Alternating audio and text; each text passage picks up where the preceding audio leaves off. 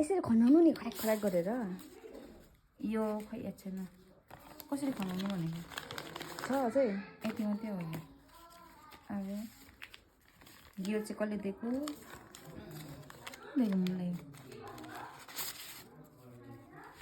ए ओ मेरो माथि पनि छ त लिफा कहाँ कसले ए माथिबाट पनि हो नि त है यो चाहिँ कसले दिएको मलाई त्यो दाजु भाउजूले दिएको